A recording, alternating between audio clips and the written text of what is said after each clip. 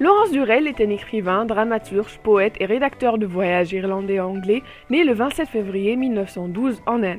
Ses parents, d'origine protestante et anglaise, étaient des domestiques coloniaux. Lorsque Durrell s'est rendu en Angleterre à l'âge de 11 ans pour commencer une éducation formelle, sa joie de la cantine a pris fin.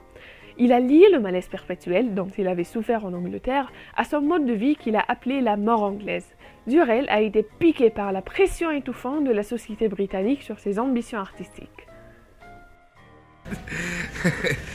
Non, mais toute cette civilisation anglo-saxonne, vous savez, il y a un certain manque de fougue.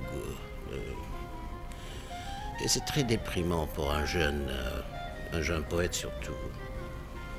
Il a dû subir les difficultés de vivre dans un quartier miteux de Londres.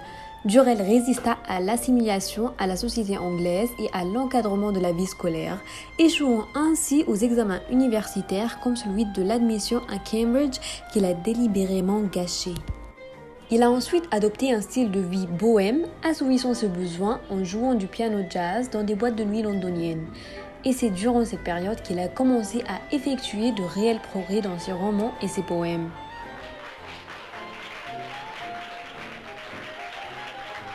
En 1935, il a convaincu sa mère, ses frères et sœurs et sa femme Nancy Myers de quitter l'Angleterre pour la Grèce afin de pouvoir vivre plus frugalement et éviter l'hiver rigoureux. Il a passé ses jours à enseigner l'anglais et c'est là que sa passion pour la Grèce a connu ses prémices. Après avoir passé 6 ans à Corfou et à Athènes, Durrell a été obligé de quitter la Grèce et de vivre au Caire avec sa femme et leur fille Pénélope Berengaria, née en 1940. 2 ans plus tard, ils ont divorcé et Durrell s'est rendu à Alexandrie où il a travaillé comme attaché de presse pour le bureau d'information britannique. Pendant qu'il était censé travailler, Durrell absorbait en fait tout ce qu'Alexandrie, un carrefour de l'Asie de l'Ouest, avait à offrir en termes de vues, de sons et de personnes. De plus, il a rencontré Eve Cohen, une juive alexandrine qui lui servira de modèle pour Justine et qu'il épousera plus tard. Leur fille, Sappho Jane, est née en 1951 et s'est suicidée en 1985. En 1945, Durrell était, et je cite, « enfin libre de retourner en Grèce » après avoir été, et je cite encore une fois, libéré de sa captivité égyptienne. Il a été directeur des relations publiques des îles du Dodécanèse pendant 2 ans à Rhodes.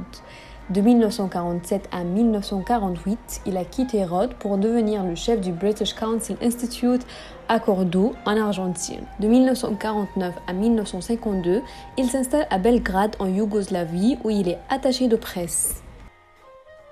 Le monde méditerranéen est devenu le sujet principal de Durrell dans ses romans et ses nombreux récits de voyage. En essayant de trouver la tranquillité dont il avait besoin pour écrire, Durrell a visité la Méditerranée une fois de plus en 1952. Il a acheté une maison en pierre à Chypre où il a travaillé comme directeur des relations publiques du gouvernement de l'île de 1953 à 1956. Et c'est durant cette période que notre auteur a commencé la rédaction de Justine, le premier tome du Quatuor d'Alexandrie, qu'il avait déjà esquissé dans sa villa Ambron à Alexandrie. Dans la ville de Sommières en France, les 4 tomes seront finalement achevés. Le Quatuor a été acclamé à la fois par la critique et le public entre 1957 et 1960.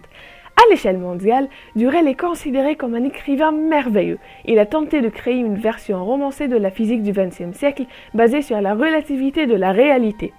Les mêmes personnages et les mêmes événements à Alexandrie avant la Seconde Guerre mondiale sont abordés de différentes manières dans les 3 premiers tomes du Quatuor d'Alexandrie, que Durrell a appelé une investigation de l'amour contemporain. La mosaïque des souvenirs des protagonistes ne fait qu'offrir une image floue des faits, des relations illégitimes et d'intrigues politiques. Il n'y a pas vraiment de vérité objective. Dans le 4e tome, Cléa, la chronologie des événements est plus ordonnée et traditionnelle. Le style de narration séduisant et très complexe de Durrell a suscité de nombreuses exaltations ainsi que plusieurs critiques. Il a écrit 2 autres cycles littéraires au cours des 35 années suivantes, le Quintet d'Avignon et la Révolte d'Aphrodite, dont Tunk et Nuncam. Aucun de ces cycles n'a été aussi bien accueilli par la critique et le grand public que le Quatuor d'Alexandrie, qui a été présélectionné pour le prix Nobel de littérature en 1961. Son recueil de poèmes a été publié en 1980 et sa composition finale, Caesar's Vast Ghost, est sortie en 1990. Durrell a eu 2 mariages supplémentaires. En 1961, il épouse Claude-Marie Vincendon qui est décédé d'un cancer en 1967. Sa quatrième union avec Riselane de Boisson dura de 1973 à 1979. Le 7 novembre 1990, Laurence Durel est décédée. Son œuvre littéraire vaste et riche constitue un trésor de la littérature du XXe siècle. Et son quatuor n'échouera jamais à faire revivre le chant d'Alexandrie cosmopolite dans nos esprits.